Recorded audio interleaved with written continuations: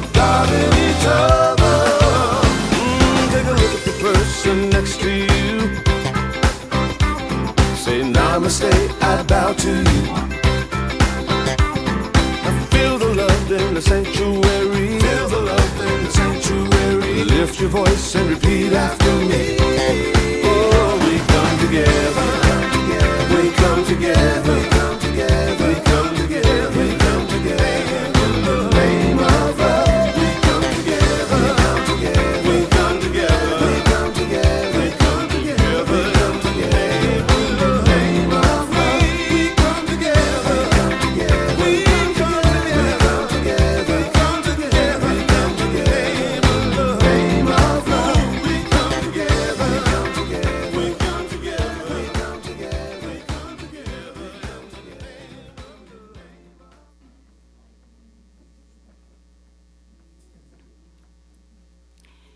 Good morning and welcome to Unity here in Springfield, Illinois. Whether you're part of our presence here in the sanctuary or joining us via online, we are happy you're with us. Let's begin our service by standing and joining Kim Shar Meredith as she sings Yes. Stand as you're able, please. Together, let's say yes, yes to all the good, Yes. all that's in store for us. That Spirit is offering moment by moment by moment by moment.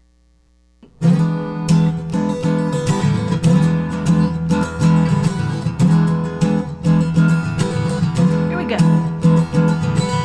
This very day, this very hour, I claim my good. I say yes to the power within me. This very second, I pay attention to the inner voice that beckons, the inner voice that beckons me. Well, sing the verse again. This very day, this very hour, I claim my good. I say yes to the power within me. This very second, I pay attention to the inner voice that beckons, the inner voice that beckons me. And I say yes, Spirit, yes, 1,000 times, yes.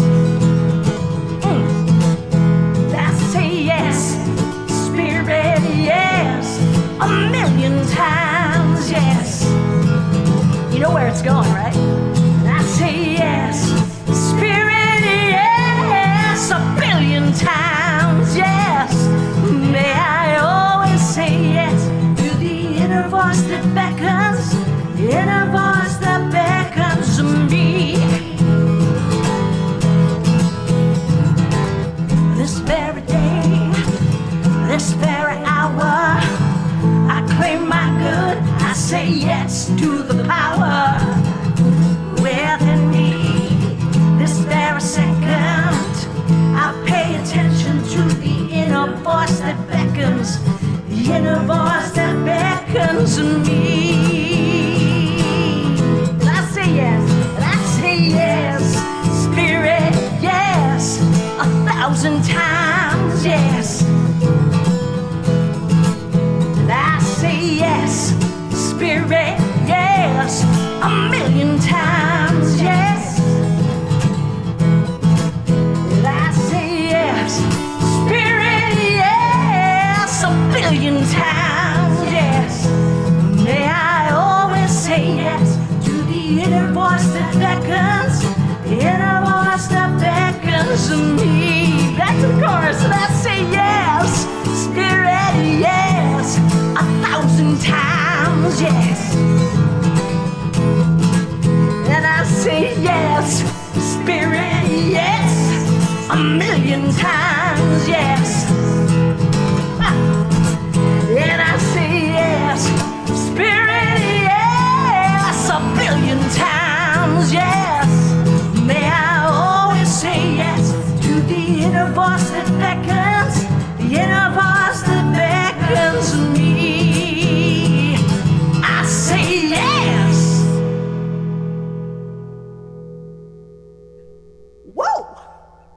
job.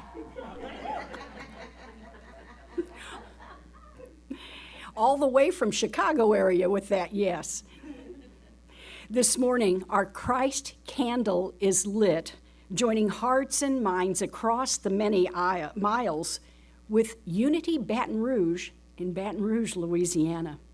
Our opening prayer. From this space, from this place in consciousness, one breath, one beating heart, joining in one thought, whole, well, free, living fully the life given to us to live. And in the words of the wise woman, fully invested in our biggest, boldest, most brilliant becoming. Here we are, loving Spirit, here we are. Amen and amen. And now, our board member, Chris Smith, with our board minute.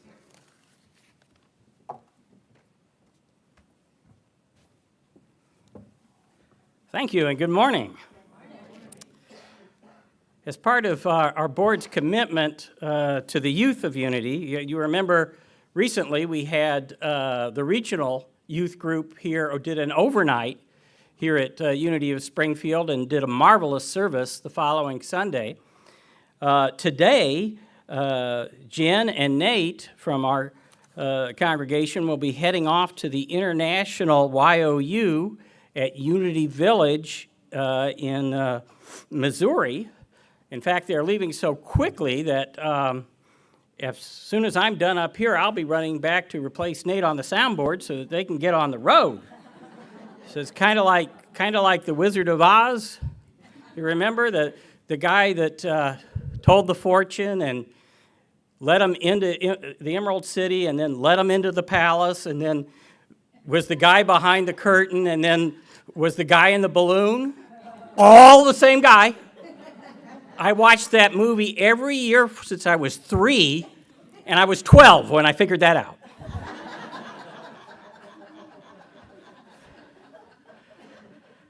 So we wish them well and are very excited. It's the first time the International YOU has met in several years because of the pandemic, and we are glad that Unity of Springfield is so well represented.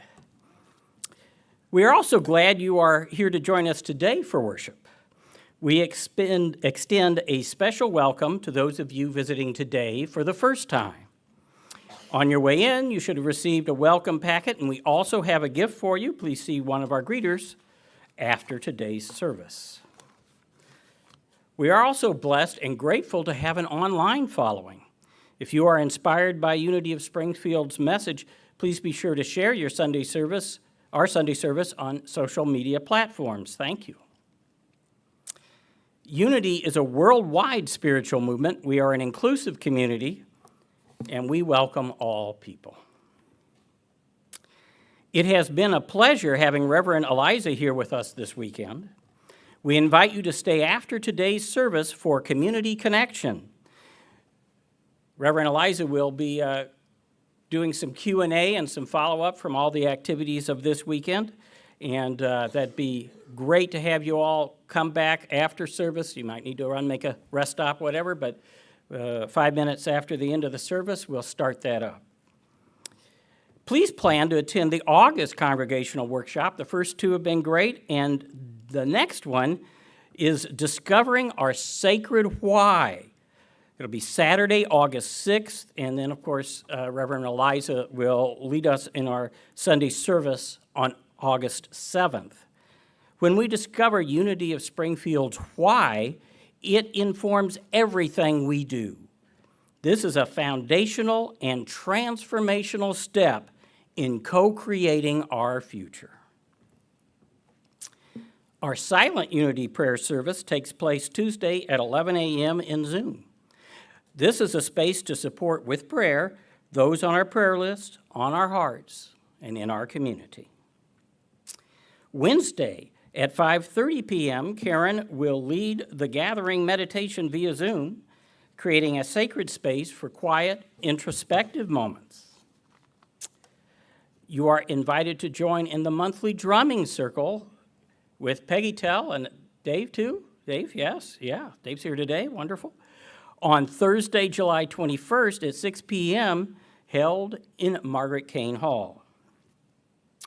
On Sunday, July 31st, we will be having a town hall meeting immediately following the service. We hope you will join us for that. And emails are sent out weekly that have information on how to join in events. Also, check out our website for up-to-date information at unityofspringfieldil.org. That's unityofspringfieldil, all lowercase, all run together, .org.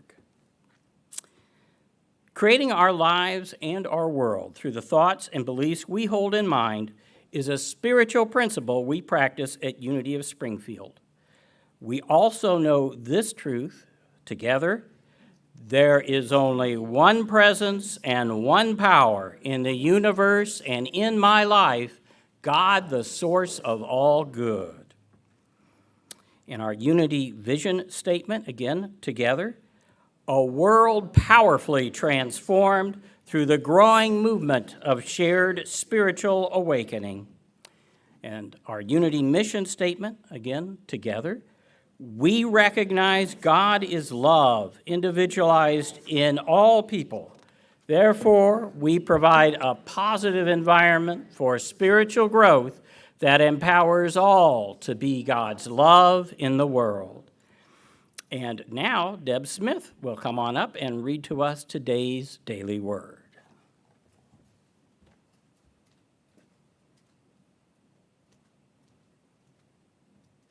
Good morning. Today's daily word is generous. The affirmation: as I give, I share God's abundance.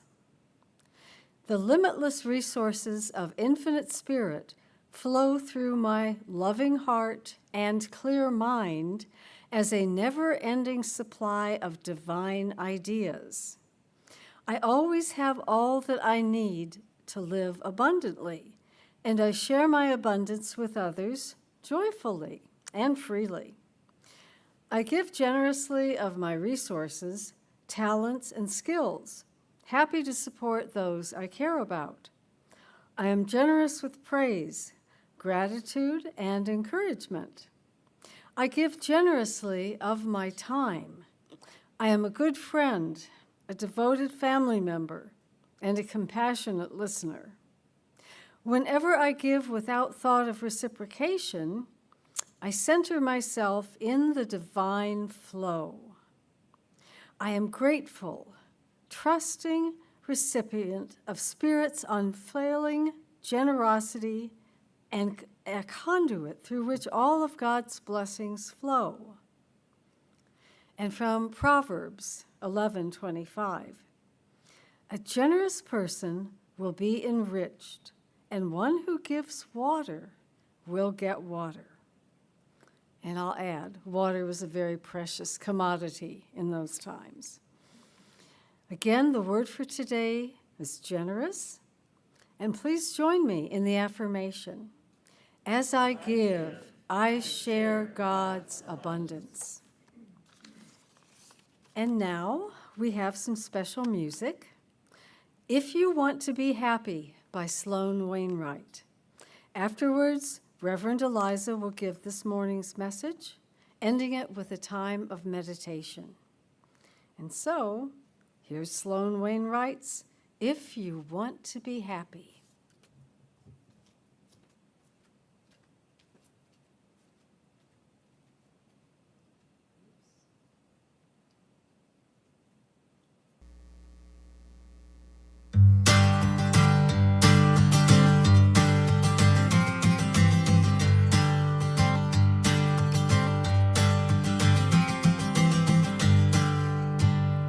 If you want to be happy, keep your mind off your thoughts. Focus on the things you have, not what you haven't got. Thoughts will will keep you up at night. They'll drive you to the brink. Thoughts will make you crazy. Don't believe all that you think. If you want to be happy, if you want to be happy, be careful what you say. Resist the urge to criticize when things don't go your way. Can make yourself feel better, putting other people down. Remember, words can hurt you when they come back around. If you want to be happy,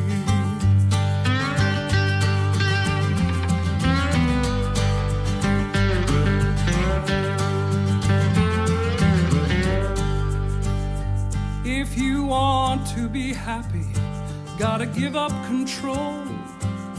Take your hands off the wheel, let the dice roll.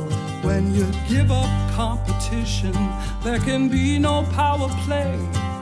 Trust the mystery and let the chips fall where they may.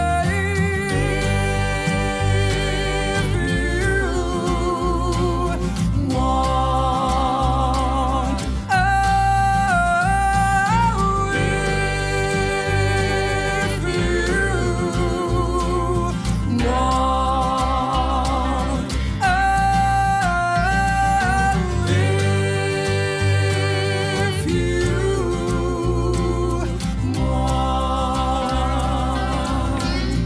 want to be happy.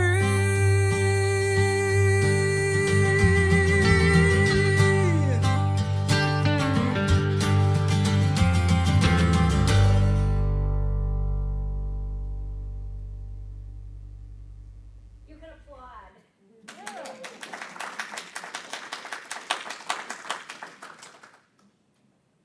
So the opening line of that song, is my mic on? There we go. These smiling faces here today. Even if you're masked, I can still see your smiles. So the opening line of that song is, if you want to be happy, keep your mind off your thoughts. Wait, what? Together. Wait, what? Wait, what? Wait, what?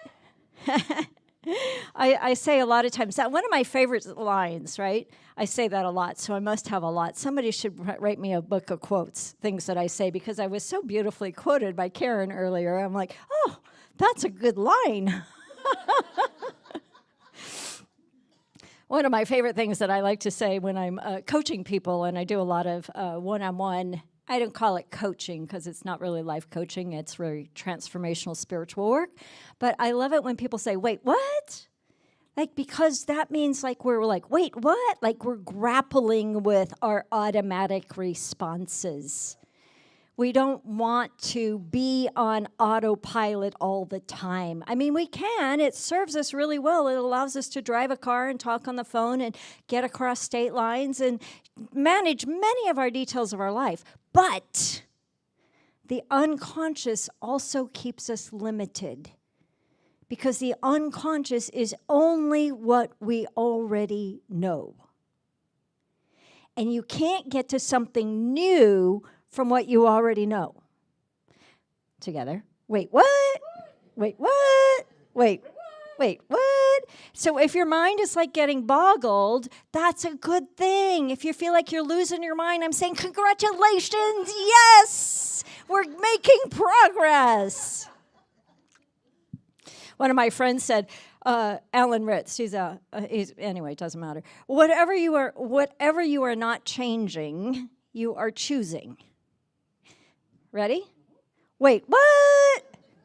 Whatever you are not changing, you are choosing.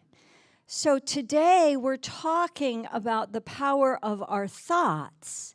But we talk about the power of our thoughts, well, I talk about the power of our thoughts a lot. Unity churches talk about the power of our thoughts I would hope, a lot. It's our third principle. What we think about, we get more of. Everybody hear that before? Right? Anybody never hear that before? I mean, in this world, on this planet, that's a pretty common statement right now. So we're taking it a step further because we already know, right, that what we think about, we get more of. So the question is, why do you keep thinking about the things you're thinking about?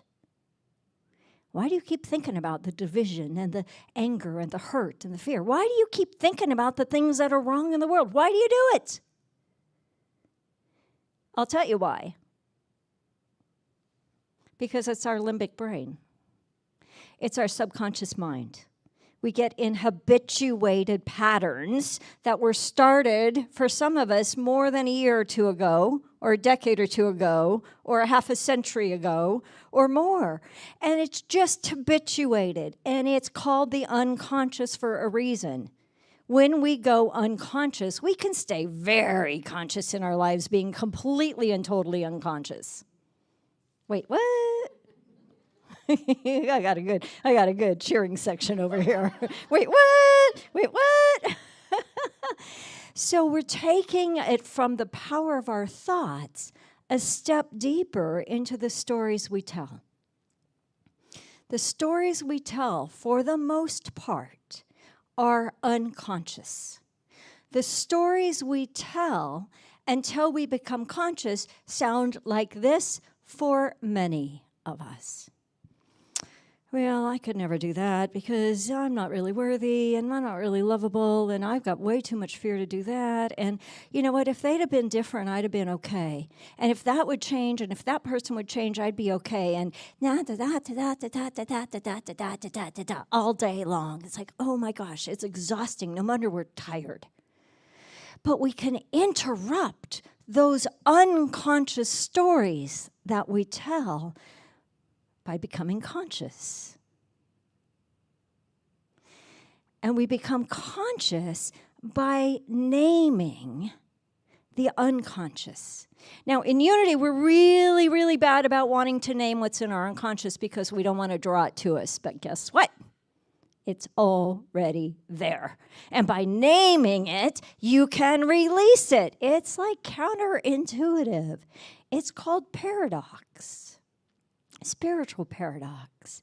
One of my books, which is in the bookstore back here, which we have more of in the office for somebody who knows where to find those in the office to put them in the bookstore when the time is right, is called Paradox of Awakening, Finding Peace in a World of Chaos. Peace and chaos is a paradox.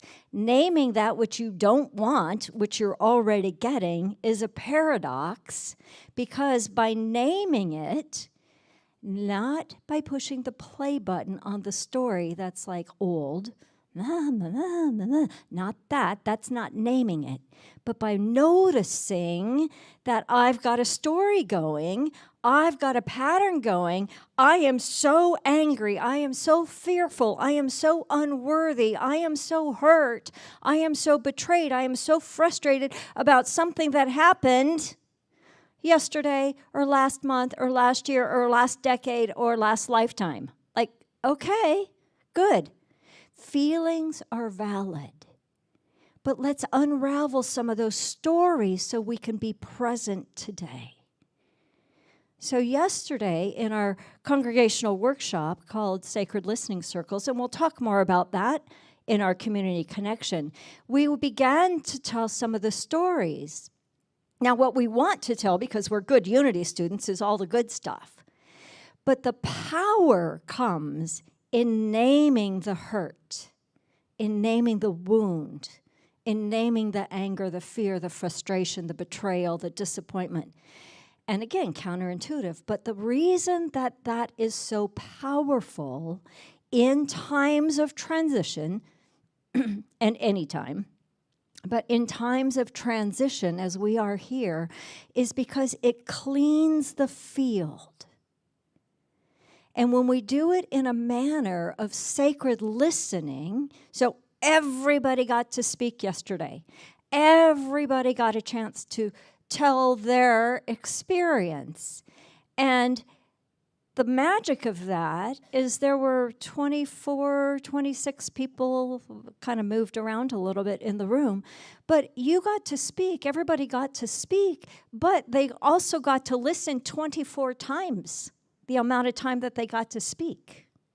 Oh, but we said some container and listening. We said some, like, open your heart, like, suspend judgment, suspend cynicism, suspend reaction, and simply listen. Simply listen in order to hear.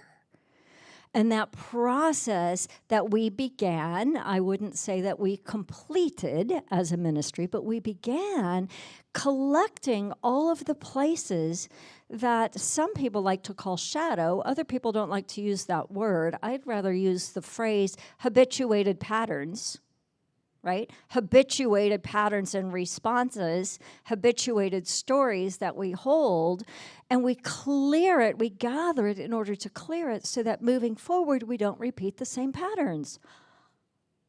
Wow, cool. The reason we have to bring it conscious is if we don't, it stays unconscious. If it stays unconscious, then you keep doing what you're doing, thinking what you're thinking, and getting what you've always got. Nothing wrong with that.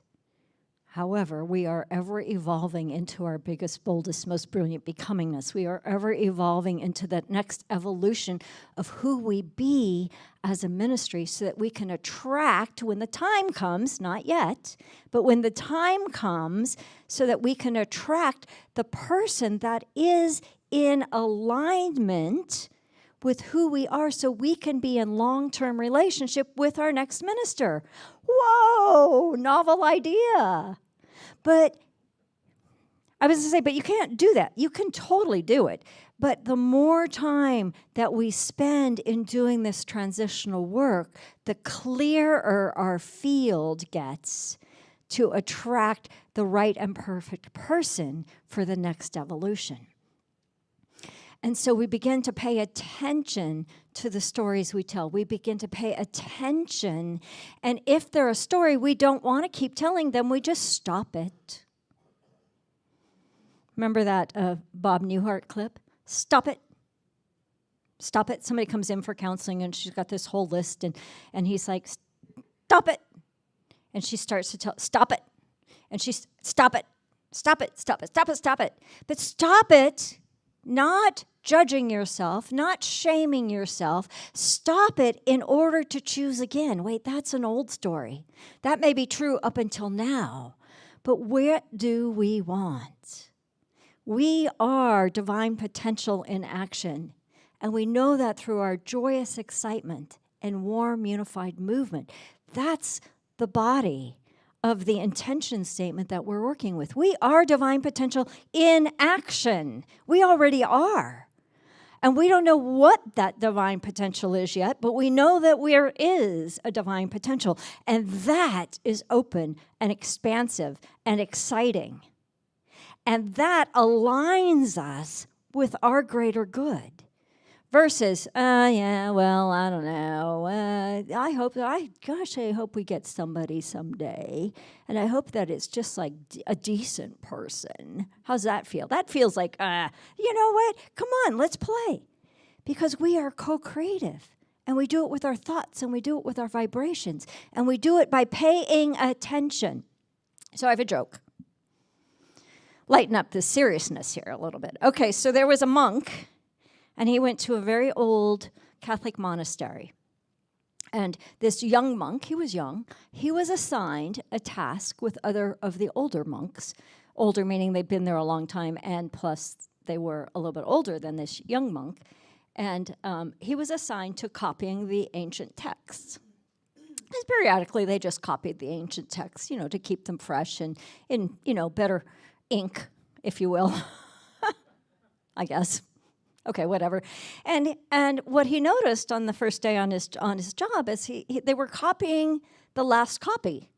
And so he went to the head monk, forget his title, the head monk, that'll work for today's joke. And when he went to the head monk, he said, why are we copying from copies? You know, if there was an error made, we're just going to keep perpetuating the error. Okay, are you catching on to what we've been talking about today? Okay, just, connecting the dots here. And he said, the old monk said, I never thought about that.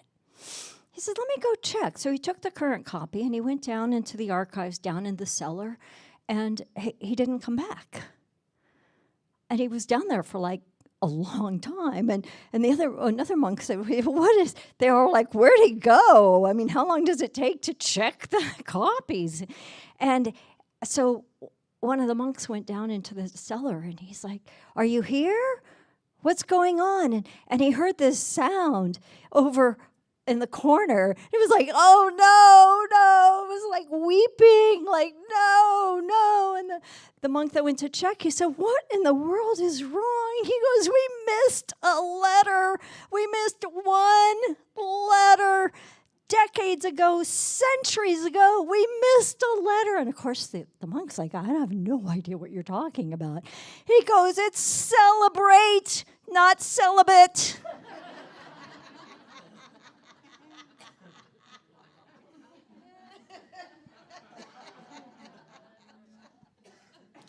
I just can't help myself. So I used to I had an old story. We all have our stories. So my story was that when I was younger, I was incredibly shy. I know it's hard to believe, but I was. And I didn't ever want to share anything. And I had this belief that nobody wanted to hear what I had to say, and that what I had to say wasn't worthy of anything, and on and on and on. You some of you might know that story, but I carried that story like armor. I carried it so strongly until I got the call to ministry, and even beyond. It's like I went to ministerial school terrified to hold a microphone. Now, talk about a paradox, right? It's like, but I'd also had a covenant and a commitment to go through the doors that opened, to answer the call. So I went anyway. But I was able, over time, and I got that call like 29 years ago, so I have a little bit of time in my new story too. But over time, I was able to rewrite my story, and what I discovered in being willing to look and to claim my old story, not as the truth of who I am, but as the truth of my experience. What I discovered is I carried that story as a protection because I never fit in, because I am really weird. And I have a perspective that most people, especially in my family, never carried. I see the world differently. I am here to be the doorway to a new perspective of your biggest, boldest, most brilliant becomingness. I see the essence of people, not their stuff. Everybody has stuff. I can see it. I can hold it. It's a superpower. I can hold it all, but I don't see you like that. And so when I discovered what a gift in myself, I was able to rewrite that whole story, and now I can totally claim my weirdness. How awesome is that? And when I say like Billy Willie or whatever I just said, it's like it's part of who I be. So all of a sudden I embody this new truth that came out of recognizing the old story. So when we begin to identify the stories that we tell, then we can reframe them. We can do the healing work that needs to be healed. We can do the process work that needs to be processed so that we can lean into our next evolution of being. That's individually, that's collectively, that's all over the place. That's all about realizing that there's another perspective. Realizing that our automatic judgments, that our automatic responses are not necessarily true. I was going to say right, but true's better. So I have another story. There was a man who got a hold of a brilliant, beautiful stallion. It was gifted to him. It was out on a farm. And his neighbor came to him. He said, "Oh, my, that is such great news. That is so wonderful." And the owner, the farmer, he said, "Good news, bad news, who knows?" Okay, this is going to be interactive, so we're going to practice that together. Ready? Good news, bad news, who knows? Okay, so the next day, the horse ran away, and the neighbor showed up, and he said, "Oh, no, that's horrible news. What are you going to do? That's so bad. I feel so bad for you." And the farmer said, together, "Good news, bad news, who knows?" And a few days later, the horse that ran away came back with an entire herd of wild horses, and the neighbor showed up and said, "Oh, my gosh, you are so lucky. That's amazing. That is such good news." And the farmer said, "Good news, bad news, who knows?" And then the next day, his son was out trying to train one of the wild mares and got bucked off and broke his leg. And the neighbor showed up and said, "Oh, no, such horrible luck. That's so bad. I'm so sorry. I feel so bad." And on. And the farmer said, "Good news, bad news, who knows?"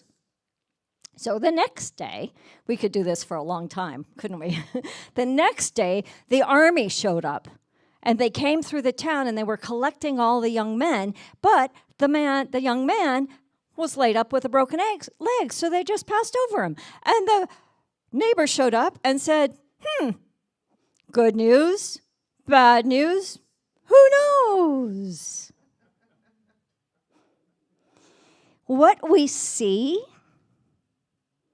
becomes what we judge, but when we judge it, we lock it in. If we instead become curious, if we instead say, good news, bad news, who knows, then we open to a new possibility. We can become curious about what else is going on. I love, and I work with a lot, the idea of miraculous outcomes. Miraculous outcomes, to me, is anything beyond what my brain can think up. We used to use a lot, well, we still do, but, unity is founded on metaphysics, and metaphysics' definition of metaphysics is beyond the physical. So my definition of miraculous outcomes becomes one and the same, kind of loosely, with metaphysics. So if we get, using miraculous outcomes, then we can open to what else is possible. What else can we see? What else can we experience? I wonder how this is going to work out. If something happens and things happen, we're humanity and we're on the planet, so life happens. So what? What are you going to do with it? Our habituated responses, circling back around again, are like, "Oh no, that's horrible." But if we begin to practice paying attention to the stories we tell, good news, bad news, who knows? I wonder how this is going to work out. I wonder what the miraculous outcome right here may be. Oh my gosh. Possibilities pop. Potential show up. Miraculous outcomes can be a tiny little shift.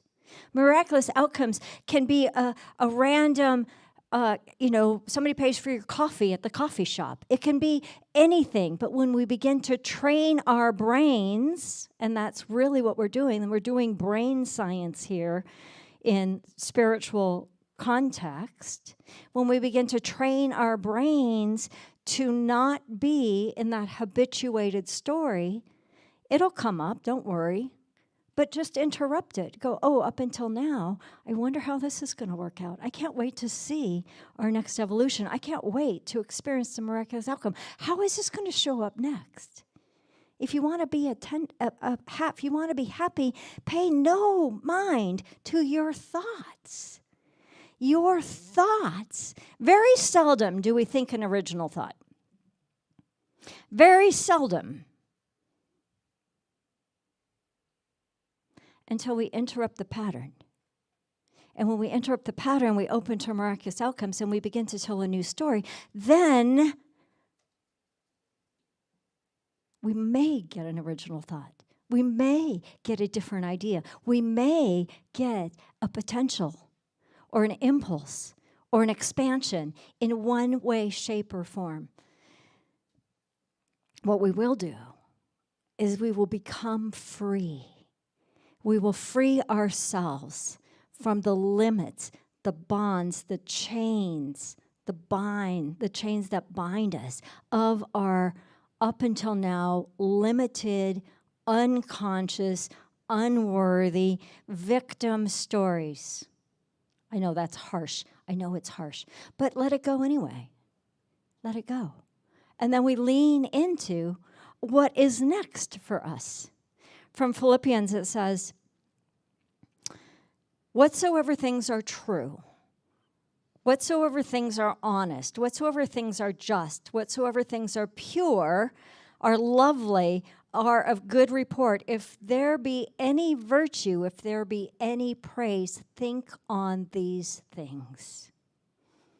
That's from the New International Version, but from the Message, which is a different version of our scriptures that's very modern day. I love it. If you're into scripture at all, pick up a copy of the Message. It says this, same passage.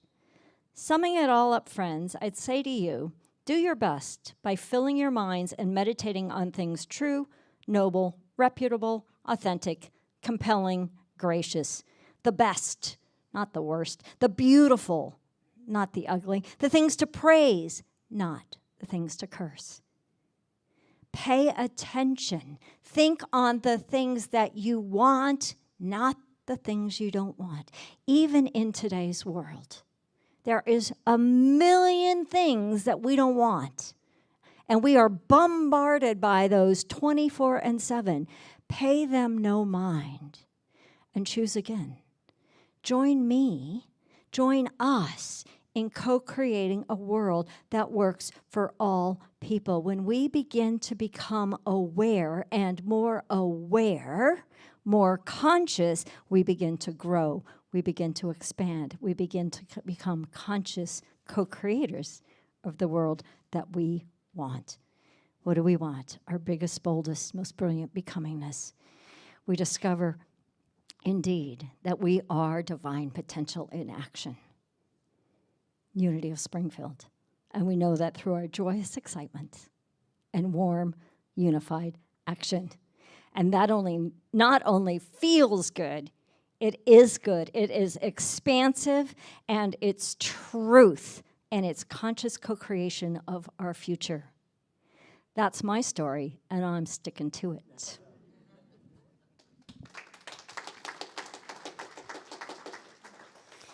Let's move into a time of meditation. Take a deep breath in.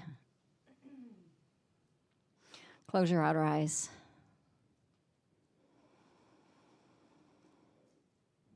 And lean into the possibility that just because you're here today,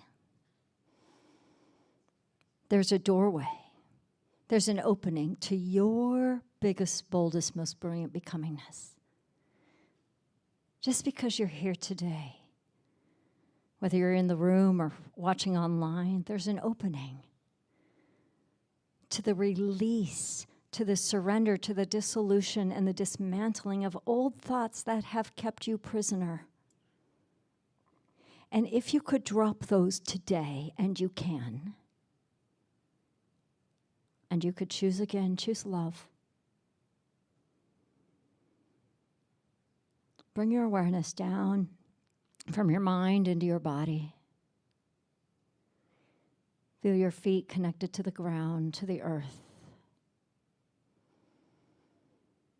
Let all of your awareness go down into the earth.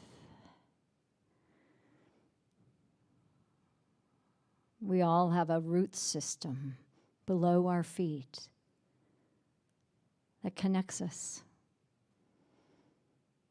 When we put our awareness there, it can drop stress. You can drop your shoulders. You can release the tension in your jaw, behind your eyes. Notice that your breath is deepening.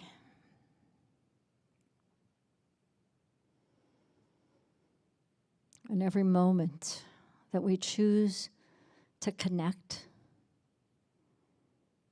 we interrupt the pattern of our own thoughts, the pattern of our own stories.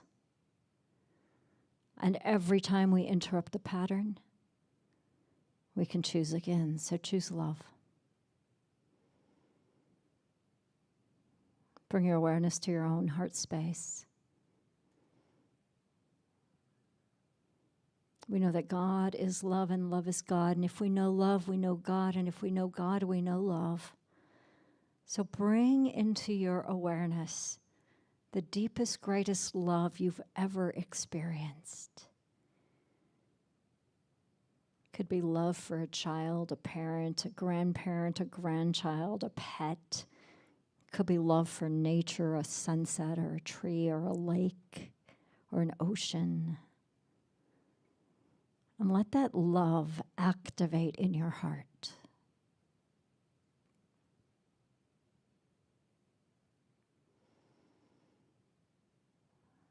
And as it activates in your heart, let it begin to expand. Let it fill your heart. Let this love fill your heart. And let it overflow your heart, filling your torso. And as this love is filling your torso, feel it washing away anything unlike love. Let it overflow your body, moving up through your neck, your head, down through your limbs. Let it create a field around you that is pure potential of love.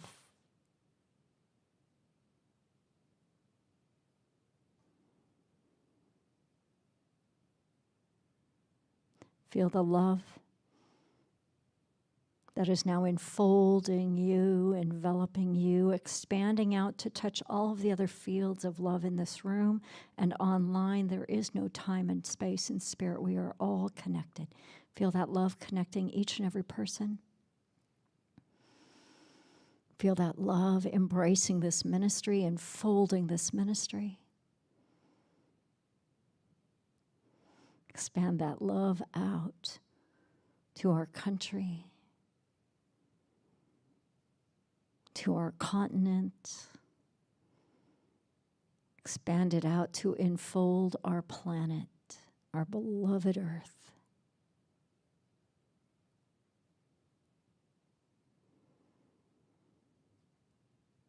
And imagine, if you will, that every single person on this planet might know love in some form, some glimmer, some snippet today, on this day.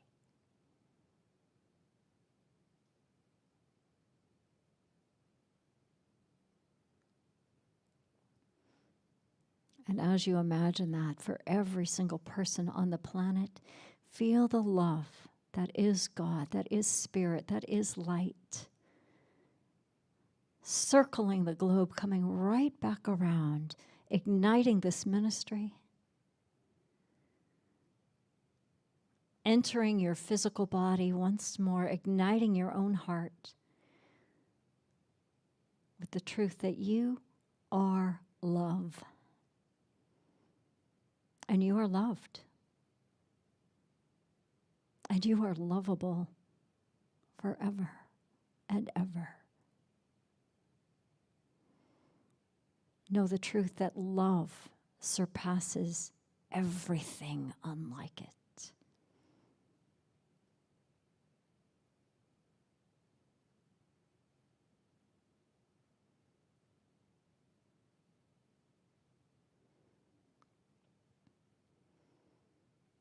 Let love permeate and penetrate and fill the very inner spaces of your being as we integrate it through all aspects of ourselves, of our ministry, of our world.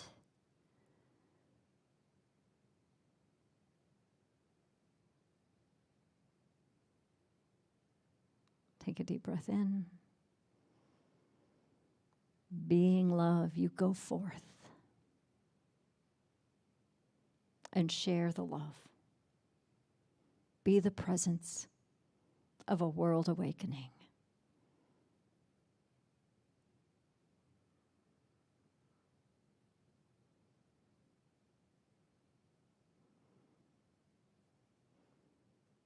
I am love. Say it with me. I am love. I am divine potential in action together. I am divine potential in action. And so it is. And so we let it be. Amen.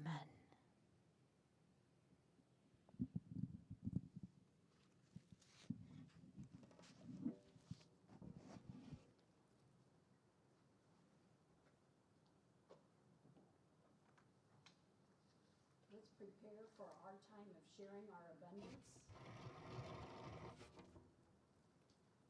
We have our glass bowls at either entrance, and we have the text to give option. We also have a give button on our website, and of course our mailing address, 417 Cordelia, here in Springfield, 62703.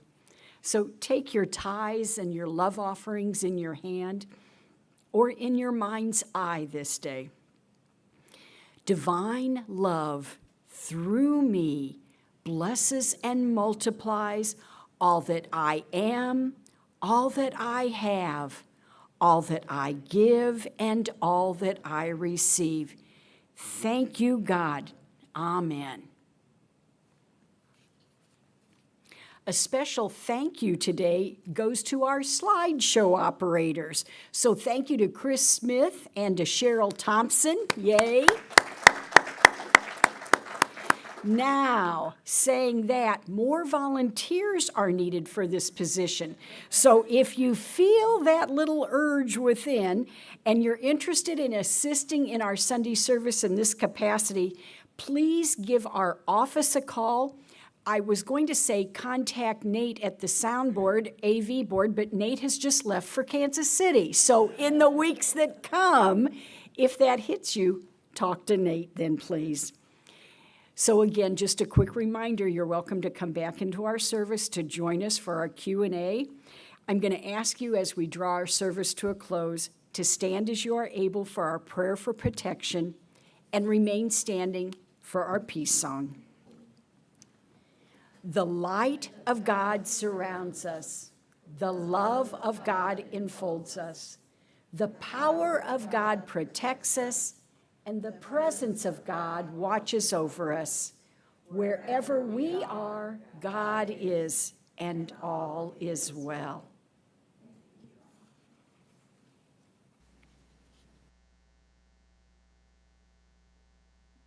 Okay, Unity of Springfield, let's go forth in peace and as peace. Together. Let there be peace on earth, and let it begin with me. Let there be peace on earth, a peace that was meant to be with God our Creator. We are family.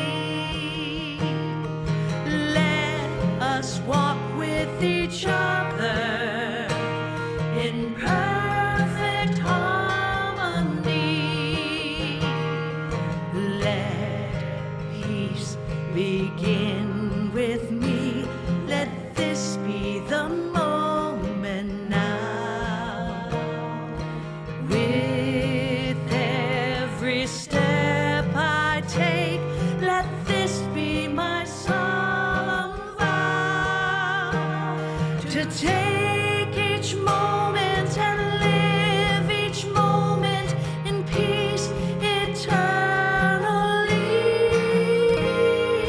Let there be peace on earth, and let it begin with me.